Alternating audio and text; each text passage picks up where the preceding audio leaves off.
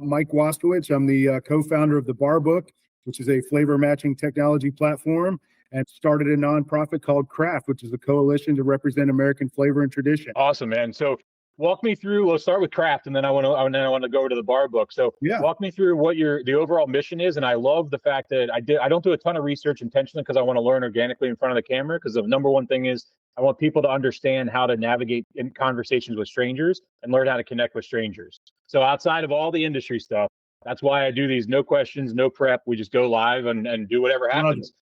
So what I want to ask is, there's a lot of organizations and everything, and they're always niche. So right before we went on, we were just talking about the adult beverage category. And it really, when I hopped online to look at your LinkedIn real quick before we hopped on, I was like, that's the way it needs to be, because I'm not crafted for beer. I'm not crafted for spirits. You're building it. You build a nonprofit, and I'm going to assume it's for the adult beverage category. Yeah, so Craft started out of a journey with the Bar Book. So you can't have one without the other, because the journeys are kind of linked, right? So as we were building out the Bar Book and kind of learning the adult beverage industry ourselves, focusing strictly on spirits and distilled spirits, and kind of that category is kind of where our mindset went first. But as we were building this out, we met a ton of veterans in the space. I retired after 23 years of service, and my wife is also a retired veteran. And so as we're meeting these people and connecting, you find that there's a lot of groups and a lot of interest in developing what's next, right? Let's work together, let's do something. The problem is they're all founders and they're all business owners and they're all running their own vested interests. So they have great intentions of actually working together, but they also have jobs and they have to pay their bills and they have to do things. So there was a lot of fall off after the end of those conversations, because everybody went back to the real world and the conference was over and life happens. So got together with a group of friends and we decided that we're going to build Craft in a way that represents all of those veteran brands in the entire adult ecosystem. And we use ecosystem instead of category intentionally, because we talk about all the way from the farms that grow all the way to the bartender that serves and the person that enjoys, right? So it is the entire category. And then every intersection along the way, right? You have a legal field, you've got a marketing field, you've got a distribution, logistics platform, like all of those have different intersections. And so the adult beverage category, adult beverage ecosystem is unique in that the laws and rules vary from state to state. They vary sometimes from county to county, and the agreements that you make in one space don't work in the other space. And it's a very challenging industry as a whole. And there's a lot of knowledge that needs to be transferred. So that was kind of the baseline for what we wanted to do, was build a way that everybody could work together, share some of this knowledge, and help grow a category that could compete with some of the big boys in this place by unifying, instead of everybody charging at whatever distribution network to say, hope I got to get some shelf space. What if we just all work together and there's veteran shelf space versus XYZ brand shelf space? So that's, like I said, that's kind of the thought process and where we started from. No, I love it. And I love the fact of what you just said with ecosystem, because internally, that's how we look at our business. Like what we do is we provide services of strategy and market development, but also we have partner brands that are vetted, people that, are not like we met them at some networking event and we refer clients to them. It's like, no, like they're industry veterans that we've partnered with because we vetted them, we trust them, and they're part of our ecosystem as well. Whether it's a farmer, a distributor, an accountant, or an IT guy, we have all of them, and we call it the pre-mind flow, and it's the ecosystem of how product flows. And a lot of time, like you just said, the other part is the negative side of founders, and I've been a founder for 17 years, but at the same time, as a founder of 17 years, I sometimes forget what it was like in the first couple of years of being a founder. And sometimes it still happens because I have not made some massive amount of money where I'm comfortable. So just like you said, every other year there's a pivot. I mentioned that I was in DC recently. We're fighting for hemp regulation. And one of the things we were talking about is one of the things as well is that I have friends that are veterans that have I'm in sobriety from alcohol and prescription drugs. So the opioid crisis and alcoholism is a big thing for me. I connect with a lot of veterans in the sense that I spent a lot of time in bars being an alcoholic with veterans and hearing their stories and knowing what's going on and knowing how hard that path is. And one of the things we talk about on the hemp side is people don't realize that it's like, oh, well, you can, if you don't want to take opiates as a veteran because of your PTSD, well, just go ahead and just sign up for a marijuana card.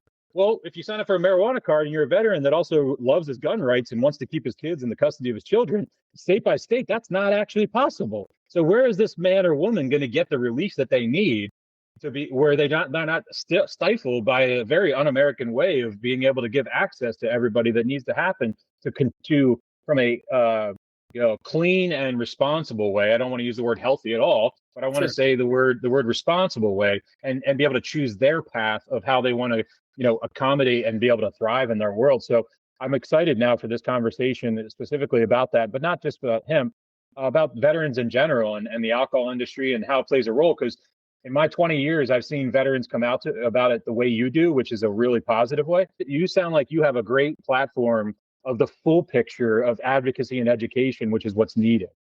So, I didn't understand that when I joined, and I don't mean to say that, but what I will tell you is, so when we first started, I was maybe a bit naive in the understanding that if you started one of these kind of brands or programs, that you yourself had some sort of connection. I just assumed that it came from a place of natural connection. And that's not true. As I started meeting with other people and talking with, I literally had a founder of, it was actually in the hemp space, but there was a founder that got on the phone with me, and he's like, "So do you guys just say veteran, or are you guys really veterans or whatever?" And I'm like, where does that come from? Like, my whole, our whole board is veteran. Like, every single member has a service connection, and we did this for a reason. Like, but he was explaining to me as we got deeper in the conversation was there are people that just slap that on somewhere because it's a great buzzword and it creates a line of cash somewhere. I haven't seen that yet. We're working to do this the right way, but apparently there are those things. I don't know who they are. It's not the majority, but they've popped up in the boardroom where I've asked questions and been like, "So nobody here is actually a veteran. You guys are just supporting the veterans group," which is great. I'm not trying to doubt that, but we got to make sure the messaging is transparent when that's being done, because the consumer, that's a manipulation point, and the consumer needs full context when they're choosing what they want to purchase and spend their hard dollars on. Yeah. So that was, like I said, a point of naivety for us in a moment where we were like, what? That exists? So anyways, when we put this together, the premise was that we were going to use all veterans and then use advisors from the industry to kind of help us out as we, we're navigating the space and getting to know who we needed to know and how we needed to know these people and where everything connected. And it's been a fantastic ride so far. I mean, we built the nonprofit in December, and we're putting together a major event for September and a few smaller events along the way. And it's fantastic. We're getting a ton of support. I think everybody understands that this will be huge for the category as a whole, as a way to connect with these brands. And we take on partners, as kind of you alluded to, beyond just the beverage space. So one of the partners we have with us, and I don't mind saying their name on here, but it's Whiskey Valor. And one of the things that Luis and the team over at Whiskey Valor do is they do a lot of stuff with responsible consumption. And so they are coming to our events to be a rideshare partner and talking about, hey, if you want to, imbibe and you want to be a part of this event, if you've had too much, make sure you stop by the table here, and we've got a rideshare partner taking care of you and making sure you get home safe. Because we don't ever want to put somebody in a situation to where they're, overindulging and then unsafe. We don't ever want to put somebody in a situation where they're doing this for the wrong reasons. Veterans in this space connect because we found that there's a similar work relationship in this industry. There's a similar connection, a similar family. A lot of the same reasons we served exist in this industry as well. And I think that's more where we latch onto than maybe necessarily the product and the end state. It is a thing, right? Everybody, understands what the product is they're building, but I think the method for building really lends itself to be more collaborative and family, and that's something great about this industry. That's exactly it. And it's one of those things where different sectors of the adult beverage ecosystem have kind of lost their way in that. Like I worked extensively from like 2008 to 2018 in just craft beer. That's all I did was work with craft breweries and like Miller Coors' offshoot with Blue Moon and Shock Top, all that stuff. And one of the things in that part of the industry, it was from like 2010, let's say, to 2015, the amount of collaboration, and where like the money and the sales were not important. The number one objective was get this product educated and advocated and understood by the everyday consumer so we can have an industry 5 to 10 years. It was, I hate the phrase, but it was that short-term pain for long-term gain was the mentality. And I think what's happening in certain sectors, and I don't want to pick on everybody, but we're having these new founders in certain sectors that like in, let's say, regulated sectors, like let's take hemp, for example, and they don't have access to bank loans. So craft beer back in 2010, they could go get a bank loan that I'm starting a brewery, blah, blah, blah. And you got money and you could wait, 3, 4, 5 years for that dollar because you had a bank loan that didn't start capping until 3, 5 years and paying back.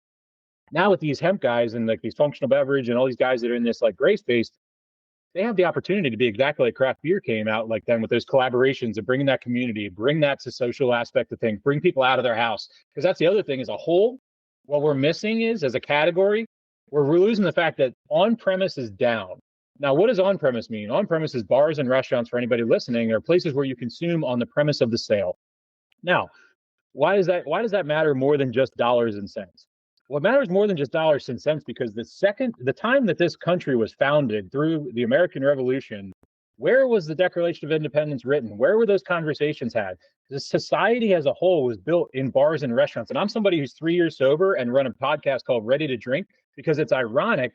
And I make it as a play on words, but at the same time, I still spend time in dispensaries, in breweries, in distilleries all day long because that's where the magic happens. And I don't mean the magic of the beer, of getting drunk and whatever and dating and stuff like that. I mean the magic of socialization without parameters.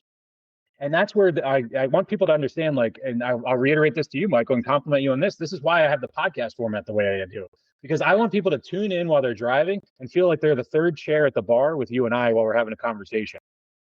And I want people to know.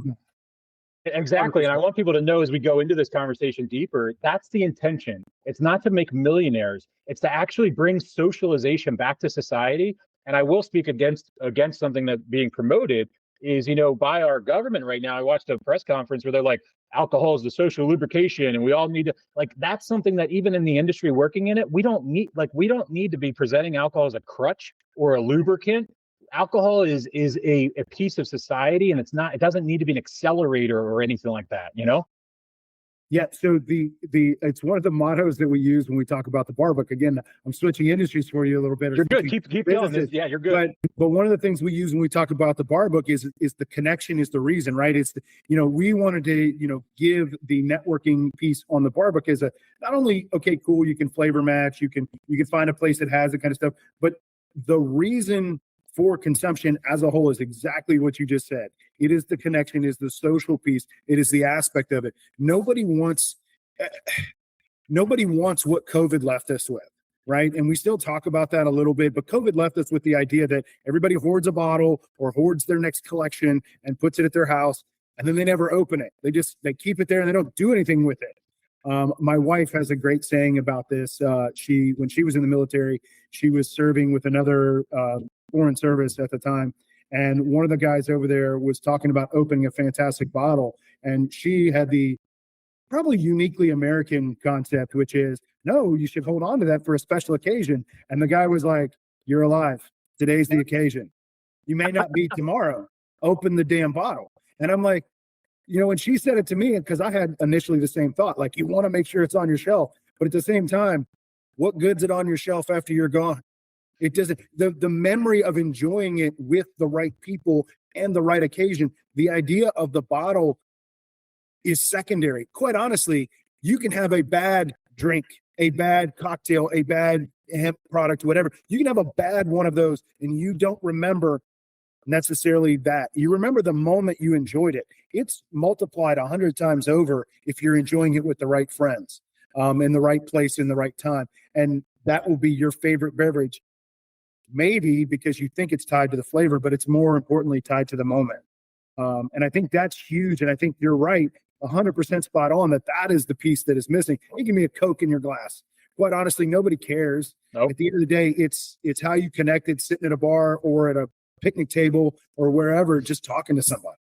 And I think for me, I have to own and be accountable that, like, when I was a raging alcoholic, that it was imperative that a beer was in my hand or an alcoholic beverage was in my hand for me to be able to communicate. And in the past 3 years of being at these places and maintaining, I don't close bars every week like I used to, but being able to go into a bar comfortably, order a Coke, order whatever it is, non-alcoholic, that they have, and enjoy the same experience with those people. I'll think of like 2 years ago, I went out for my buddy's 40th. And I was like crushing non-alcoholic beers the whole night, not because I was nervous or I was going to slide it out of sobriety, but just because I was having fun. And like they were drinking a bunch, and I was like, all right, I'll go beer for beer with it. Then yeah, it's empty calories, but it was the experience. And that in the moment I woke up the next morning and I realized, shit, I can have just as much fun without alcohol as I did with. And that was my wake up. And it was a midway of the 3-year period. The past 3 years, it was right in the middle. And man, that gave me so much acceleration to keep continuing going on, because that's that point in sobriety when you're in that first year, you start leaving the house, you start maybe reacclimating in society, and then there's that danger period.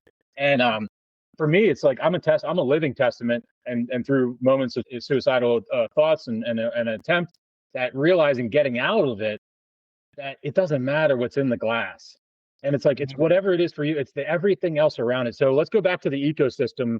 Yeah. Talk a little bit about like the organization piece and the book as well, the bar book, and kind of like, let's say on an everyday basis, what are some of the top objectives that you guys are providing, and how do you call them partners, or are they sponsors, or how do you kind of delegate them? So for craft, we focus it as partners, I guess is the best way to say it, or, brands as part of the ecosystem, whatever.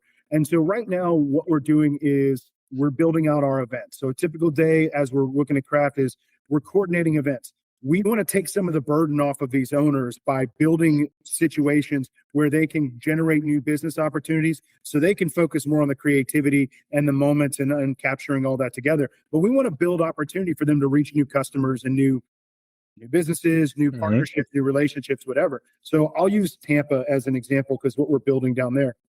Tampa, there's a large conference happening in September called Military Influencer Conference. It's huge, going on for 10 years. And we agreed to be there, a connection with them as a partnership, to do a large sample tasting at this event. So one evening, you'll be able to come in, buy a ticket, and sample 25 different beverage brands from veteran-owned companies. And we have everything there. We have even one THC brand in the room. We have, I think it's 22 spirits brands. And then I've got some sports drink, non-alcoholic, soda, other things that are all part of this. And as we're locking down these, the point of that is that they bring the influencers, they bring the content creators, and we open up these brands to new audiences. So they get to sample pour for all these different people, grow their platform a little further. And then after that's over, we take them off to the side and we introduce them to the local business ecosystem in Tampa. And we say, all right, if you're looking to get your product sold in Florida, here's a veteran distributor, here's a veteran retailer, and here's a few other restaurants and bars, and maybe some podcasters and so on that you can talk to, and will help boost your brand right here where we're sitting. And so that's what we want to replicate over and over with craft, is not only giving them a chance to pour and sample and grow their followers, but we want to create business opportunities for them as well, something they can grow. Because just imagine how cool it would be if you had a veteran-owned brewery, veteran-owned bar, whatever, that has their full service back, and their NA options were veteran-owned NA options. Their regular soft drinks were veteran-owned soft drinks. Their, everything they had was a veteran-owned product in that place. Why not? I mean, the simple answer is because the big guys come in and they push all these other brands. Hey, you got to make sure you have, Pepsi versus Coke, or you got to make sure you have, Budweiser versus Miller, right? Like, they push those things, but at the end of the day, you can get just the same, or if not better, products by being in this network. You just don't know how to access them the same way. And that's what we want to create opportunities for them. So I love what you're doing here. And it's, I'm going to tell you that I'm going to probably I'll reach out to you to book a separate meeting offline to talk about some actual, I think there's some collaborations that we can definitely do.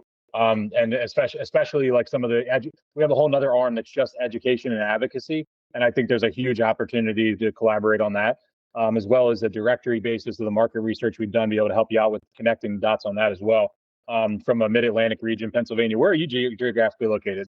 Just south of DC in Northern Virginia here. Well, actually, I'm going to suggest we meet up in person then. So I'm about an hour and a half west of you in the Eastern Panhandle, the border of Maryland, Pennsylvania, and West Virginia. Yeah. So I'm right below Hagerstown, Maryland, and Berkeley Springs, West Virginia.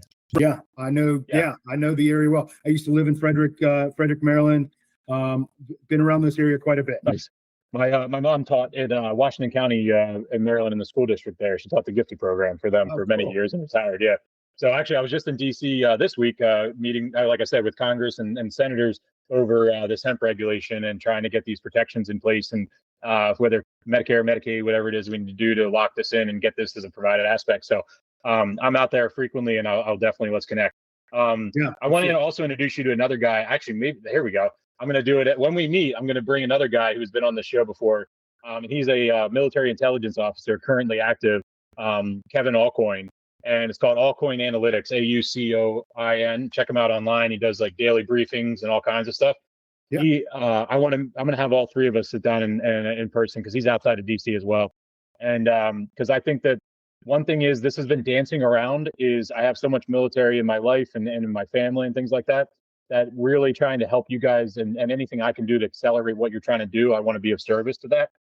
And also, I have a future stepson in the house that's a junior in college. That's a ROTC Navy ROTC kid and going into commission. So it's a near and dear to my heart. Another boy in the rear that's considering it as well. So it's a past part of my family, and it's a present part of our family as well. So one of the things, so I just kind of in the middle there, one of the things Craft is doing also is we're building out, I'm actually developing it right now as we kind of work on something, but we're building out what we're calling the Veterans History Project.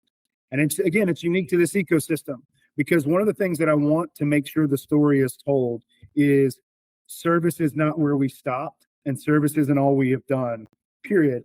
I mean, you can go all the way back to George Washington, and you can go into the Whiskey Rebellion, you can go into his grist mill and his distillery. So you can tell that whole story there, and that's well documented and well known. But what about the other brands? And remember, the whole ecosystem that intersects, where do they tie? Where did that brewery that was veteran owned decide to be founded, and who were the founders of that, and what's their veteran stories that connected to that? And then where, maybe they worked at it for 10 years and then they branched off and they opened something else. Or maybe it's the marketing agency that came along through it, whatever.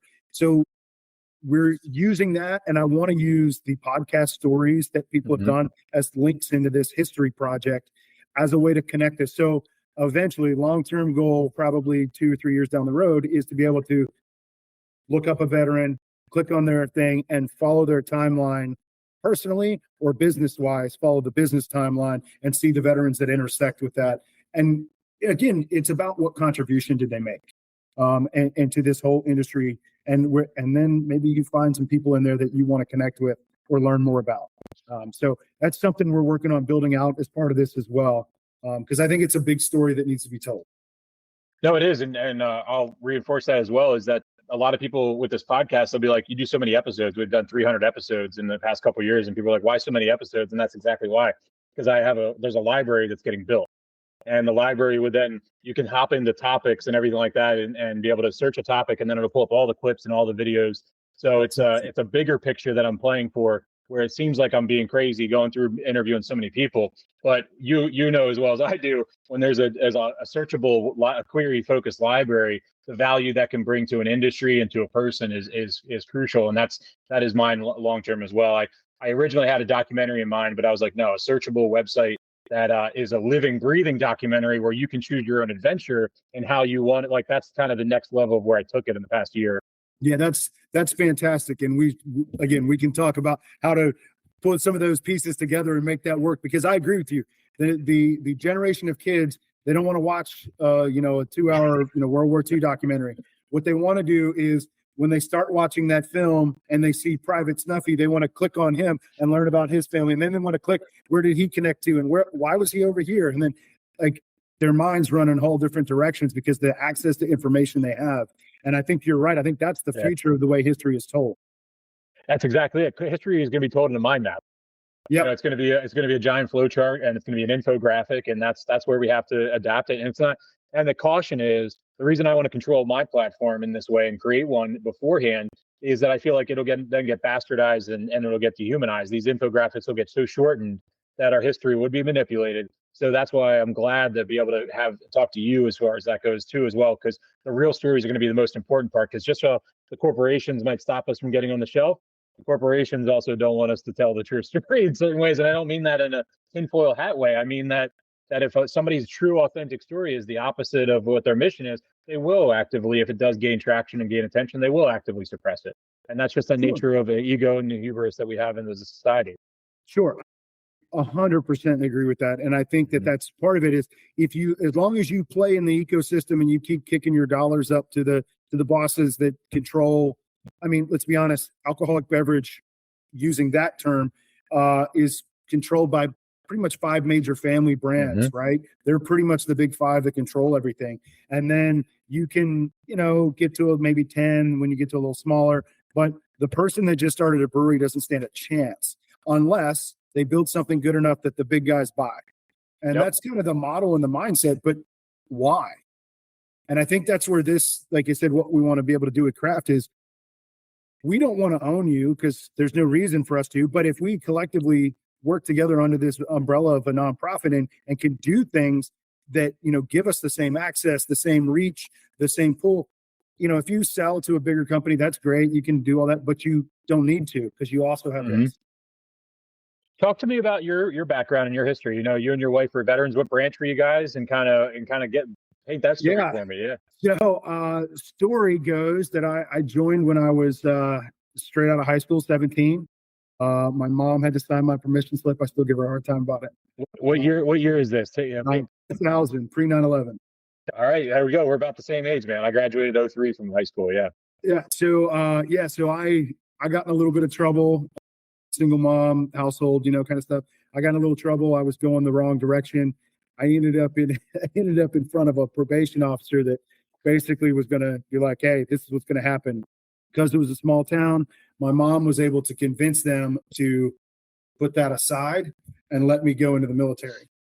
So joined the military, left, worked out well for me. I got back home in 2001 and, thought I was going to do the reserve thing for a while. Then 9/11 happened and I got called up, deployed. I went in 04 and then spent my time there, went active duty right after that.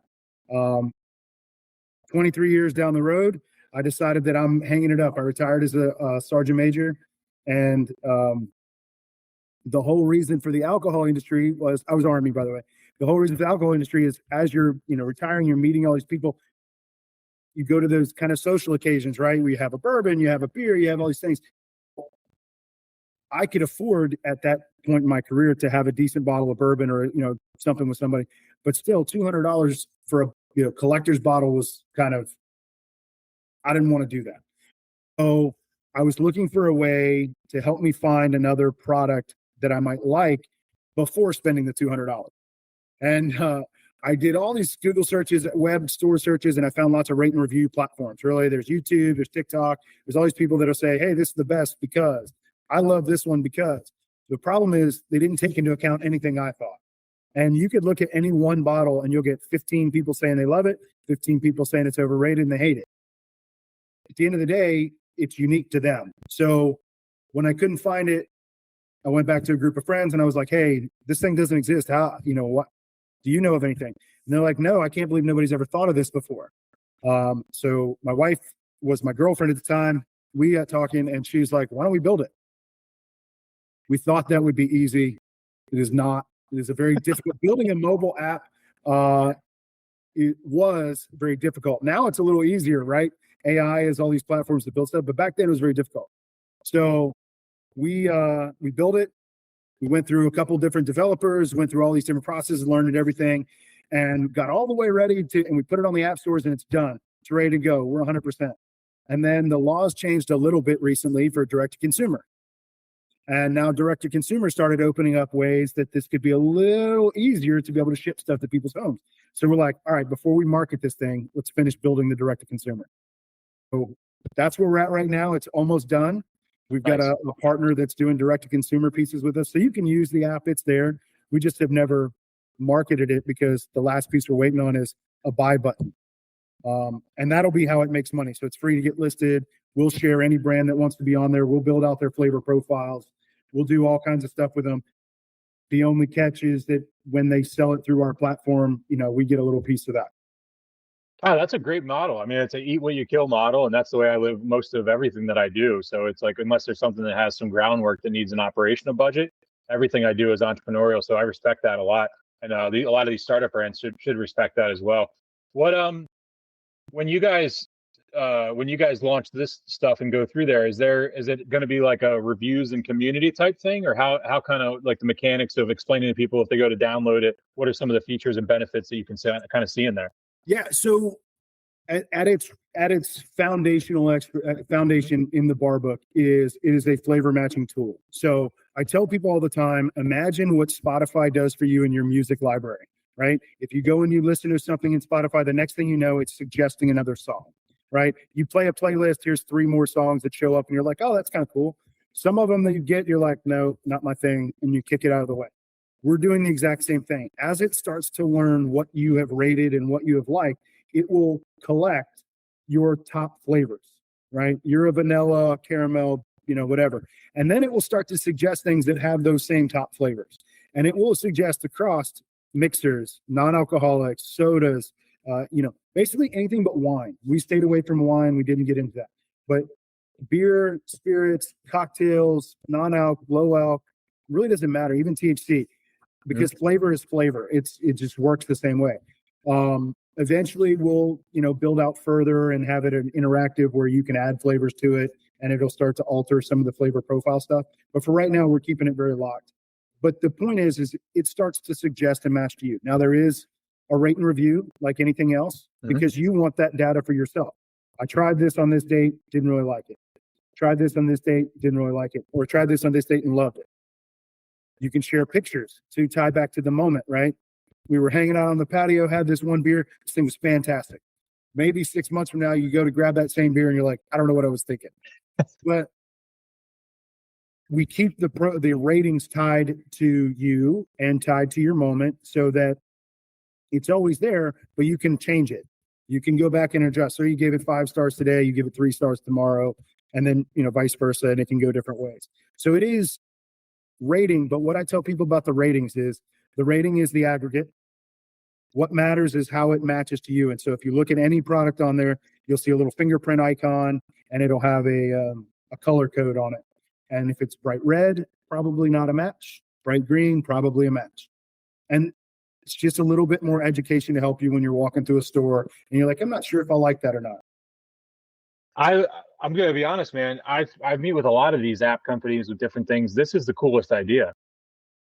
I'm being serious. Like that, the algorithmic, because it's something that I preach a lot and I connect with you on it, is the neurogastronomy of flavor experiences, and to take an algorithm, make the algorithm basically what we're used to now, because we're in interest-based algorithms all day long. Like we used to on Facebook, Instagram, we used to be following our friends and all this stuff, but the algorithm, no, it's doing that. It's grabbing what you're interested in, whatever the microphone catches, whenever you leave it on, all that stuff. So this makes more sense, because just like we talked about before, this matches and aligns with how we are consuming information as a society right now. So it universally is complementary, normalized. And so we care about the whole data aspect, right? So I'm not integrated with the Meta or the other platforms the same way, right? I don't care what your real name is. Now your credit card company, because that's a third party for me, right? They're going to care what your real name is when you buy and that, but that's a third party piece for me. But as far as what we collect or what we use, your essentially name is some sort of random numbers series in there tied to whatever email address you use. And that's it, right? Yeah. We verify that number has this flavor profile. Now, is there a chance in the future that somebody could buy this out and use it in other ways where they use that same technology and stuff? Sure. But at the point of what it is right now, I don't really care what Mike Waskewich thinks of a certain beverage, because I'm not allowing them to market to your flavor. I'm allowing you just to see, because I think it levels the playing field. If Budweiser could come in, or whatever other big brand you could think of, would come in and be like, hey, they love this flavor profile, so we're going to send them every Budweiser product of that flavor profile. Well, then it kind of loses its integrity. And so right now we're keeping this as and that's my plan, as long as we are in control of it, is to keep this as everybody's equal as far as, flavor matching. It is truly a flavor matching system. We'll see how things evolve and technology grows, but that's where we want to be. I like how I'd be interested to With the flavor matching, so it all, like, let's say I'm drinking a Pilsner, you know what I mean? Like I'm drinking a Miller Lite, and then all of a sudden I'm like, I like something light, I like something whatever. It also, from a flavor standpoint, will it go outside of that category, or is it going to Yes. send that that is a whole nother ball game. Yes. So it will send you into the category first, right? So we use a system of categories and subcategories to start, right? Is like, that's your baseline. If you've never matched anything, you look at a Blanco tequila, you'll match to Blanco tequila, right? Or if you just look at tequila, you'll match to all tequilas, right? But if you start from a basic of I've never done anything, do it. But what this will also do is, if you're a bourbon person, I use this example a lot because there's a real correlation between the two. But if you're a bourbon person and you like to enjoy a good bourbon, you may also get recommended some Añejo tequilas because they have a very similar flavor profile. Or this also works, right? NA beer is a category. But if I've always been a hoppy IPA person. Well, here's a hoppy IPA that's an NA, right? That meets the same stuff. It's in your category. The point is we're trying to link flavors and get you out of your comfort zone a little bit to expand what you could enjoy. That's what clicked for me right now. I saw this as a huge educational experience. Yeah. And so the thought process is if you stay in your comfort zone, you'll never change it. Most people, when they go to buy a beverage, they shop a category. They don't shop brands. They shop a category, right? If I'm going to the adult beverage store, alcohol, whatever, I'm going for a THC beverage, I go for a THC beverage. And then the next decision point for me at that point of sale is the flavor that I want, right? Whether it's currant or it's raspberry or whatever. And those are my two decision points. What the brand name is on the bottle is way below the category, the flavor, and then the price tag. Who makes it comes less. Now, I may remember that X brand tastes horrible, and I don't like that. For me, I don't like that. But for the most part, that's how I shop. And most people shop the same way. Same with bourbon. They'll go to a bourbon category and go, hey, bourbon is pretty much the same. If I want a straight line bourbon, people will argue that I just said the worst. I was just, holy cow, I just broke all kinds of rules. But at the end of the day, they're shopping for bourbon. Now, they'll find the bottle, if they want to be, I need a Buffalo Trace. Okay, they go to Buffalo Trace, they find it, and then maybe they look left and right just a little bit to see if there's something that's, cool or new or whatever. At the end of the day, they're shopping a category. Price is king, and that's what they're looking for as a category. I'm never going to go into a liquor store saying I'm looking for bourbon and end up in the tequila aisle. You don't do that unless you decide maybe I need some tequila as well. You stay where you're at. It's the same with beer.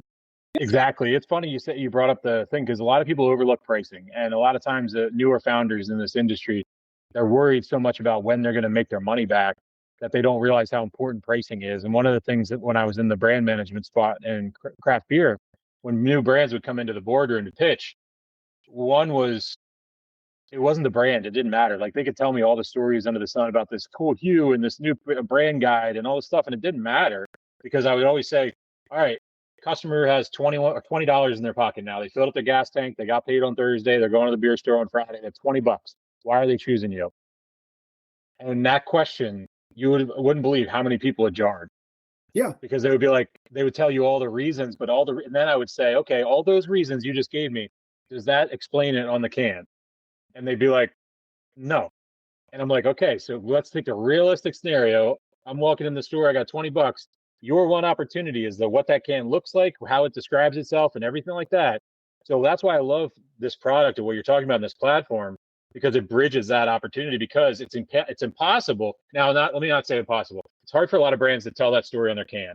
I'm going to give credit for that. But there's creative ways that brands are not activating, because in their head, they know their story, but they don't realize that it's that you're getting out your ego. And I'm not saying they're selfish or narcissist or anything like that, but realizing that pretending nobody knows anything about you, and go back to the format of the show. That's why I do the show the way I do it, because it forces people to explain themselves. And then also, while you explain yourself, sometimes in that realization, people are like, oh, I got a great story. And that's what it comes down to with these brands a lot of times, is it's a compliment, because I'm like, you have a great story and you're not telling it. Because nobody knows unless they go to your social media. But in order to get to the social media, they need to know who you are. So there's all this like core issue and cart before the horse type of stuff. So education, again, at the end of the day, people need to understand 90% of sales are done through education. They're not actually done through sales. Like, you have to educate the consumer, and ultimately the consumer is going to choose what they want. You actually can't, like in beverage, you don't sell anything. And it's expensive to educate, which is another reason. So that is why when I say bar book and craft are so integral in the way they're connected, is because that's one of the things that craft is looking to solve for these people. It's expensive. You, as a singular beverage brand, can't host, market, and publish and put all this together to host your own 1,000-person event and sell tickets for it and do all that at a reasonable cost to where it makes any sense for you as a business owner. Yeah. You just can't. You have to partner with somebody else in order to make that, or you just don't mind throwing money away, right? So it doesn't make sense. Well, if we solve that problem for you in the charity aspect to where people are giving us money that we can now replicate this over again, and we do it over and over and over for all these different businesses across the country, we now give you a platform. We give you access to all those people because the collective draws it much more than the singular. Yep. And so we give that now. You have an opportunity to focus on selling through samples. You sell in that moment when you're talking to them, and not in I'm standing in a liquor store trying to catch the 5 minutes that somebody's got when they go in for a bottle and try to get back out. You've got a meaningful connection piece. One, two, they have it's Instagrammable, if that's a word, right? It is the moment where they're standing there with their phone. They're not only taking pictures of your product, but they can do the selfie with you and they can tell this story. All of that becomes their friends are now connected to your brand somehow, or at least curious. They're connected to it. And then that exponentially goes bigger with the marketing of the larger, charitable organization as it replicates event 2, event 10, event 1,000, right? It now goes over and over showing your brands and your stuff and how you can do this over and over. And the cost to an individual brand to be a part of this is kind of where I think where our sweet music is. Because if you want to show up, this is what we tell brands every time. If I've limited opportunities, so they have to take advantage of it. But if you want to show up and pour and tell your story, it's free. 100% zero, doesn't cost you a dime. It costs you the product cost of pouring. Period. That's it. I give you 2 chairs and a table, and you can pour. Now, where we get to do this is we make money off ticket sales. We make money off sponsorship opportunities and people to get branding and get bigger. Mm-hmm. But 2 chairs and a table, you're a small brand. You can't afford much. You're in the same room with somebody that can. What, when you do those types of events, like, so you have the sponsor, that's how you guys make money then. So the sponsorship, because I know you're a nonprofit, but you still have to have operating capital.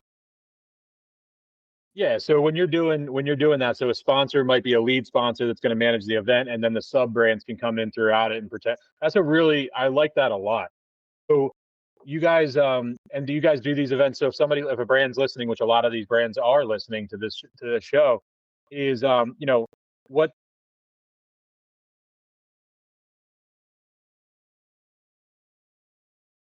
So right now, we've got the large event that is on the books, scheduled and building out in Florida in September.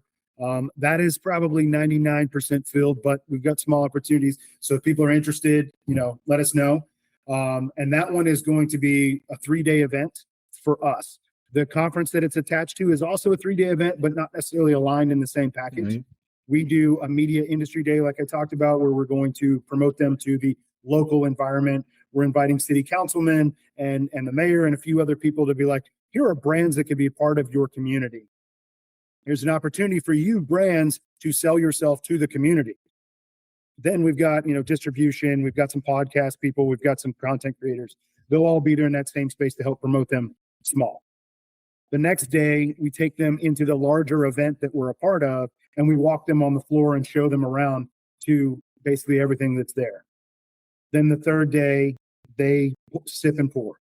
They sample with all these people and they do their event. And that's it. So that's a 3-day large event that we're doing in Tampa. Now we're replicating this in multiple places. We're working on a plan for DC. We're working on a plan for Nashville and Jacksonville for next year, Arlington, Texas for next year, Pittsburgh for next year. So we've got a much bigger plan to start spreading across the country with other events. The way we sell this is and I say sell because that's kind of the way we put this together, is we sell this as an opportunity for your large conference. So they always do a happy hour. Why not let us be your happy hour? Why not let us do this as part of your, your conference? And now our brands get to connect not only to your conference attendees, but your conference attendees get the bonus of a low cost happy hour and maybe new business connections. Like we're exploring ones with restaurateurs, we're exploring ones with distilling spaces or brewery spaces, so that those large industry conferences can have this. And again, we're looking at generating business relationships. That's the point. The what you're doing is we align on that as well. It's when I was in the craft beer space for a while, it was hard to get these buyers together, and it was hard to get buyers in the same room together. Yeah. So what we would do is we would do 2 to 3 brands at a time, and then we would bring them all to some sort of a location, and we would bring like 50 different retailers together in the same room, and then we would do the presentations and the one-on-ones and the tastings and the food pairings and all this stuff, because it's not only inefficient from a sales standpoint, but it's also just trying to track people down is absolutely insane. So we'd be going door to door pitching the same story, telling people to do the same things. But it turned out, just like go back to the beginning of our conversation, bringing them all in the same room. And then what happened was our sales accelerated and our points of distribution accelerated, because they then looked at each other and they looked at each other's visceral reactions. And it wasn't somebody pitching them. Nobody pitched anything. Yep. People just showed what they were doing. And then the community aspect and the energy that was felt off the room accelerated sales and accelerated points of distribution, because they saw common friends, just like the app. You see friends that like this product. Oh, I like that product too, or I might not like that product, or I will. And I think I used to use the phrase shooting fish in the barrel all the time is what it felt like as a sales guy and a business development guy. But it wasn't necessarily that in a negative way as much as it was just efficient for everybody. Because the buyers at the end of the day, when we just send the survey, they all were like, this was easier than fielding 15 conversations from 15 kids that just graduated college and don't know shit about my business, and they're just reading a script to me, to be able to sit there and talk to you guys for 2 hours. That's all it was 2 hours. And they came in for 2 hours. It was a 50 buyer cap, and it was a 50 one-on-one. And then we did multiple ones throughout our territory. And we're actually going to be doing that again with our I Want My THC campaign. So we have a campaign for a hemp beverage bill in Pennsylvania that just went public on Friday. And we're doing a statewide campaign for signatures. And then we're building a resource guide, which you're going to love, which is everything you need to know educationally about dosage, proper usage as a retailer selling the product. Therefore, all the education is there in the book. And then also as a bartender, it's an education as far as how to serve, because when the bill passes, we'll actually have hemp beverages in bars. Yeah. And then also as a distributor for storage, for all these different things. And then in between in the book is real stories of real founders. And that's also coming from the transcriptions of these episodes. So it's going to be an ongoing magazine that'll be for free. That'll be inside of every retailer across Pennsylvania called I Want My THC. And it's going to educate the public on the real people behind it, and also educate them on how to properly, manage your life with these products and use them effectively and responsibly with moderation, I think that's fantastic, because I agree with you 100%. The education is the key to all of this. It's good to talk to somebody who also sees it kind of the same way when I'm talking about, because when we designed this media day out, many of these places have been to what we call, we term of endearment them as bottle shares, right? Where all the founders come together, and they all bring a bottle of their product, right? So we took that from, instead of just bringing a bottle for us to share internally with each other that does nothing but just show off your stuff, let's do that same bottle share. We're going to do it. We're going to have a bar with all your bottles sitting on top, and people can go up and they can get their own little samples and try it out, whatever. But we're also going to have 3 dedicated podcast tables where they're doing live episodes with people sport for them. And then we're going to have limited to 8 content creators in the space. So now when you've got buyers, you got distribution, you've got logistics, and you've got 20-something brands walking around all having these conversations, you're right. The buyers actually don't have to do anything but watch. If the content creators are picking up this can, they're like, oh, this is amazing. They're taking lots of pictures with it. You're already thinking that's going to look great on my shelf. These people are taking pictures with it. That means it's going to go well. Look, it's already over here doing something. I've got a connection. The same way if on the podcast they're talking about the story behind it, and you're like, I can sell that story. I can hear it. And they can all watch it at the same time. And then they can link to the episode and share it how they want. So all of this happens in the matter of a few hours. in this small space. And then we built some time the next day for follow-ups, right? Because it's generally going to generate conversations where somebody goes, I need to talk more to those people that own that one brand. That's going to fit well in our space. Whatever. But that is what we're trying to build out in this ecosystem here. And then like I said, replicate it again at smaller instances at different places. No, I'm looking forward to. I'm definitely later today. You'll get an email from me, and we'll have an offline conversation in the next 3 to 4 months. There's a couple of things that I think we could either collaborate on, or just to keep you interested in knowing what's going on and stuff like that, especially with your proximity geographically. So we will be physically sitting together in the next 30 to 45 days. I'm gonna put that commitment on the record and in the episode. So in closing, we'll definitely do it. Absolutely. In closing on this one today, let's kind of close out with anywhere people can reach you and can connect with you, like LinkedIn, and then give the websites for each and any social handles and things like that. Yeah. So if anybody's curious, wants to learn more about the bar book or craft or anything that we're doing, or contact me directly. I'm always available through my LinkedIn, Mike Waskewich on LinkedIn. You can also search craft on LinkedIn, the bar book on LinkedIn. The bar book is the barbook.app, or it's in all the app stores. You can go and download it, the bar book. Craft is online at supportcraft.org. And then you can email. There's links in the site to be able to email directly to us. But take a look, see what's going on there, and we'd love to add any veteran brand, any veteran allied brand, or anybody that just wants to be part of this ecosystem to help. Shoot us a message, and let's get you involved too. Perfect, man. Well, hey, I appreciate you taking the time today, and I don't say that lightly, because it's something about this format that there's no questions, there's no prep, and it makes some people nervous. And I want to congratulate you for surviving, you know what I mean? But at the same time, I want to say thank you for your courage. And I knew when I booked you, I didn't know a lot about you intentionally, but I did know with the veteran aspect of things that I have yet to ever meet a veteran that wasn't ready for a good challenge. It can always brace itself through a 60-minute Zoom meeting or whatever it is. We're on Google Meet. It's a pleasure meeting you. And yes, we are getting together, whether we go out to Leesburg and meet, or wherever your other guys at, somewhere that we can meet kind of in the middle and hang out. And I'm interested. So I'll close out to everybody, remind everybody that this is more than just a show about drinks. This is more about a show about entrepreneurship. This is just a show about being a good human being. And when you're out on the road, walking in the street, look a stranger in the eye, put your phone down and put it in your pocket, smile at people, hold the door for a stranger, whether it's male, female, German Shepherd, it doesn't matter. And when you're at the gas station, filling up your cup of coffee, look to the guy next to you or girl next to you, ask them how they're doing, and actually shut your mouth and listen for them to answer, and actually give a shit about what they say, because this world is a beautifully destructive place, and we are all in this together. And the more people realize that there's a lot going on in everybody's life, and it's really inexpensive to just be not a piece of shit human being in this world, and to be a good human. So, Michael, thank you for being a good human. Thank you for having the balls to come on the episode. And I'm looking forward to the fact that you taking the risk is probably going to lead to something really fun for us in the next few months. So I'm looking forward to meeting you in person, man. And thank you for taking the jump. Yeah, no worries, Nate. Hey, it's been a pleasure. Absolutely. You have a great rest of your day, brother. All right, you too, man. Take care. Yeah. Bye.